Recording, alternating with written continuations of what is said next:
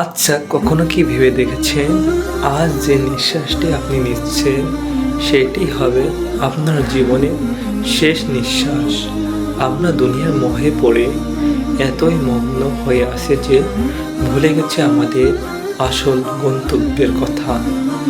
আল্লাহ তাআলা পবিত্র কোরআনে বলেছেন, প্রত্যেক প্রাণীকে মৃত্যুর স্বাদ গ্রহণ করতে হবে। আমরা দামি গাড়ি, বিশাল বাড়ি, সম্মানের পিছনে আমরা ছুটছি। একটু ভাবুন তো, যেদিন সাদা কাফন মোড়ানো অবস্থায় আমাদের অন্ধকার কবরে নামিয়ে দেবে,